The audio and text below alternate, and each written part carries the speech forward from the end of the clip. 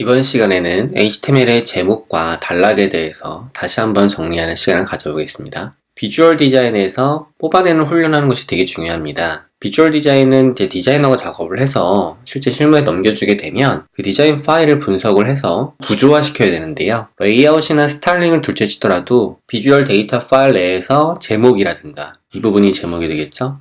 단락, 두 개의 단락을 가지고 있습니다. 한 개, 두 개. 이 두 개의 단락을 구조화시킬 수 있어야 된다는 얘기죠. 제목이기 때문에 이전 시간에 공부한 것처럼 H 요소로 시작과 끝이겠고요. 그리고 레벨을 담아줄 수 있는데요. 현재 이 문서에서 이 제목은 대제목은 아니고요. 긴 기사글 중에 일부의 부분을 발췌한 것입니다. 이 제목의 경우는 H2 레벨, H1 레벨은 따로 있거든요. H1은 문서에서 가장 중요하기 때문에 한 번만 사용이 돼요. 그래서 이 전체 아티클은 마흔이란 나이에서도 삶을 살아가는 사람들에 대한 이야기를 큰 주제로 담고 있기 때문에 이 부분은 중요도가 가장 큰 대제목이 아닌 두 번째 제목의 계층으로 볼 수 있습니다. 자세한 얘기는 코드로 가서 얘기를 해볼 수 있도록 하겠고요. 아래에 있는 앞서 소개한 키스 먼저 할까라는 드라마 이런 내용들 공백, 이 라인과 이 라인 사이에 간격이 벌어졌다는 얘기는 이것은 제 사람이 글을 읽다 보면 이게 붙어져 있으면 아무래도 문장이 길어지니까 지치기 마련이죠. 아래쪽에 공백을 설정해서 사람들로 하여금 뭔가 숨통을 틔워주는 그런 단락, 글의 나눔이라고 볼 수 있겠습니다. 보통 3줄에서 4줄 사이를 나누게 되겠죠.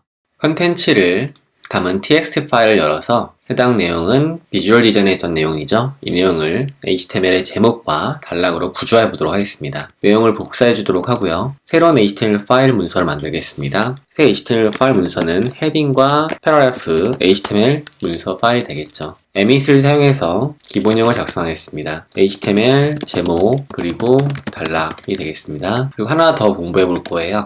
주석인데요. 주석은 커멘트라고 부릅니다.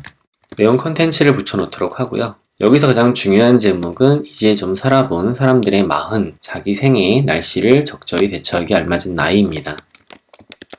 H1 요소로 마크업을 해주면 되겠고요. 두 번째로 중요한 제목입니다. H2 요소로 마크업을 해주죠.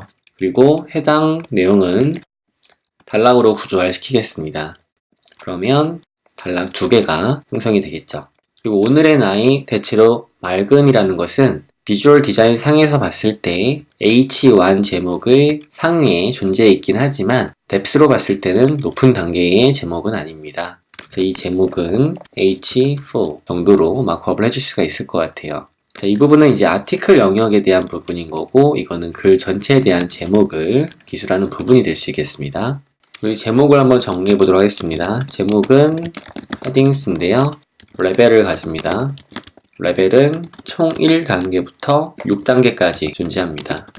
제목 레벨 1은 1단계는 문서에서 하나만 작성하고요. 2단계부터는 여러 개의 제목을 사용할 수 있습니다. 자, 이렇게 정리를 하는데 HTML에는 이 내용이 화면에 출력이 되면 안 되겠죠? 사용자가 보는 웹화면에 말이죠. 그런 경우는 주석으로서 감싸서 화면에 표시하지 않도록 할 수 있습니다. 주석을 사용하는 문법은 이런 식으로 사용을 해주시게 되면은 이 내부에 있는 텍스트는 웹브라우저에 출력되지 않게 됩니다. 주석을 나타내는 기호고요. 툴 테크닉을 사용하시게 되면은 단축키를 사용하셔서 주석을 토글시킬 수가 있게 됩니다. 그 내용은 유튜브 영상을 보고 살펴봐 주세요. 저장을 해놓고 브라우저에서 보도록 하겠습니다. 웹브라우저 열어봤고요. HTML 문서는 브라우저에 잘 처리가 되는 걸 볼 수가 있겠죠. 물론 비주얼 디자인은 적용이 안 되어 있습니다. 그냥 이건 제목이로 두껍고 크구나 라는 정도의 느낌이고 단락으로서 화면에 표시되는 걸 볼 수가 있는데요. 비주얼 디자인 상에서의 결과와는 많이 다르죠. 왜? 우리는 지금까지 구조 디자인을 했기 때문입니다. 비주얼 디자인을 한 게 아니죠. 그래서 이 구조 디자인 이후에 이어지는 파트가 바로 스타일링을 하는 부분을 통해서 비주얼 디자인을 코드상에 반영할 수가 있게 되겠습니다. 차차 공부해 보도록 할 것이고요. 이번 시간 내용을 정리하시게 되면은 제목은 1단계부터 6단계까지를 가지고 있고 H라는 것으로 사용을 해서 요소의 시작과 끝으로 컨텐츠를 감싸게 된다라고 이해해 주시면 되겠습니다. 단락의 경우는 글의 덩어리를 나눌 때 단락을 사용한다고 보시면 좋을 것 같습니다.